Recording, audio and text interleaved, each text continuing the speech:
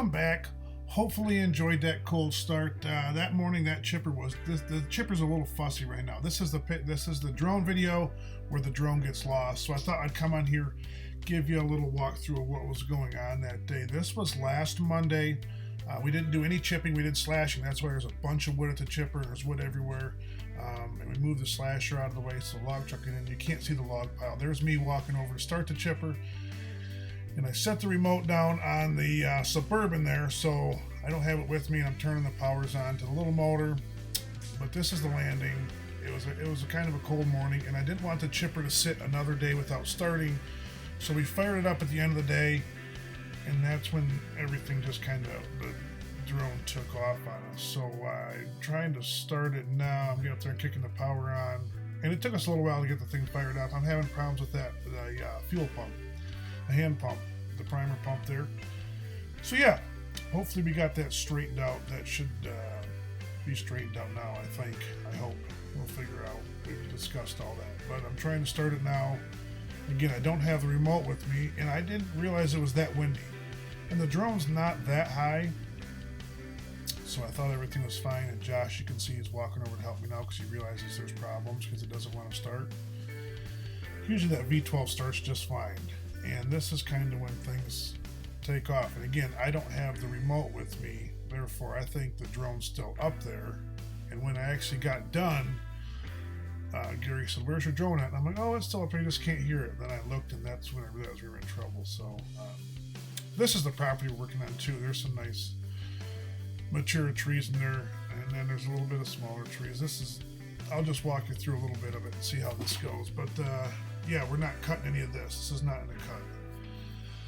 We're basically picking up the blow down there is what we're trying to do. And here's the road getting in, and there's where somebody swerved off the road. That wasn't us. I don't know what they were doing there. Some kids having fun probably. And then there's a little cornfield.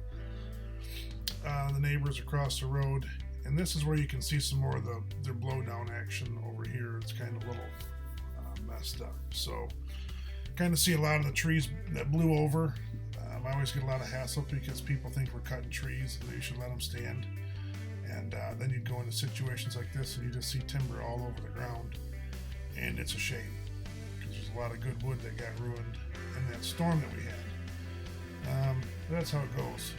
And one of the other things that you'll see as we're flying wherever this thing wants to go is that there's quite a bit of nice deer hunting spots back in here, which is one thing you can find with drones out in the country. And this is a really nice little food plot with a deer by there to your left corner, which looks like he has firewood stacked up. Maybe he's got a little stove or something kicking around there, or something there. But nice little food plot. There's some really nice food plots on the job that we're working on. You can just see more and more timber that's just on the ground. That's just an absolute. I hate to see it. It's real nice timber. But a lot of people think in our area that they're just beautiful hunting because there's so much square ground that can be covered, that deer can cover. And look at that uprooted tree there. And nice little swamp there to the left. And then you can see a little hunting line there. It's a nice little spot that they got back in there. And one funny thing about this drone. But a lot of people think that because you have these big sections of ground that there must just be great deer hunting. And as you can tell with a little bit that we have the drone is flying itself out of our areas, that there is not a lot of ground that is not covered by deer hunters. I mean, as you can see the trail right here, the four-wheeler trail, that's probably a nice little 2-track that goes to that deer blind. I mean, there's just deer blinds and food plots everywhere. These poor deer don't stand a chance, but that's how it goes. But yeah, this drone just kind of took off on its own. And when I found it, it was like, where in the world are we at? And I always get a lot of people that want me to do the voiceovers, and I don't do a whole lot of voiceovers because I really can't talk that well, so therefore it gets all jacked up. There's a nice little creek right there. And so I don't do a whole lot. But I thought, you know what, on this one I'll do it, and you see a bunch more trees that are down there that are uprooted. They actually have water in the holes from the roots that are flipped up. And yeah, that windstorm was nasty. And then you come across the road here and the ditch there, and you end up in these farmers' fields. But yeah, it was a fun day trying to get out of here and keep on moving. You know what I mean? I had to leave this job a little early because I had the Christmas thing to go to, and then I had to go find this, and that threw me behind. And you know how that goes. And there's another little deer blind up in the front top corner. Oh no, it's a house. No, probably still a deer blind though. You can end up in some fields here. Pretty boring situation, but as we run along here, all kind of stuff will kind of straighten out, and we'll kind of figure out what's going on. And I actually found out where we were, which was the hard part. Is when this drone's flying wherever it's wanting, and then I get a hold of it, I don't know where it's at, and so I'm trying to find where we're at. And some people commented, "Well, hit the return to home button on the drone." I didn't want to do that. My battery's dead. So again, if I hit the return to home, it'll take off, and who knows, it'll get halfway to me and land in trees or wherever. And I wanted to land in somewhere safe. I've been through this before, and had one drone run over by a skidder. The bottom it was dragging, it got smashed. So my biggest thing is to land it in a safe area. That's all I care about, and then I can go find it, hopefully with the app. Against the app, once the Find Your Drone app, that'll get you pretty close to where you need to be. So that's what we went off of, and it worked out. It ended good. We still have the drone. Everything's good. So it was, it's no fun when you lose something like this. Then you got to go find it. But the battery was dead. That's why there was no. I did not hit return to home because it wouldn't have even made it close because of the battery being dead. So I just wanted to land it somewhere safe.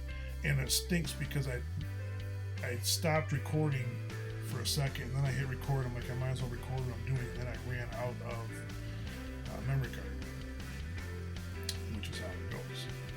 So right about here, I get back to the pickup, and I'm like, oh, this drone's way far away.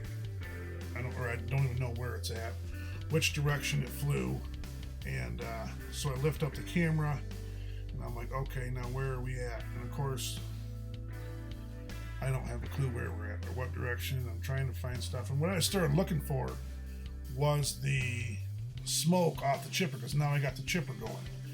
Well, if you look here, I'm going to put it in slow-mo. We are right straight ahead to the right now. We're over on the right above where that little field is where actually we are. And of course, I don't know that. I'm just thinking that we are, I don't know. And I see a field right here. So now I'm looking, trying to sort it out. And I thought I knew where those farms were. And as you can tell, the drone's trying to go down because it's, again, she's beeping saying it's going to force a landing because my battery's dead. So I'm looking over here, and man, look at that timber. A lot of timber. A lot of timber.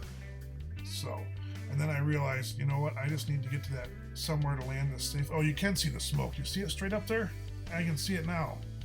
Hey, look at there. Smoke straight ahead from that chipper. I can see it. So it's going down.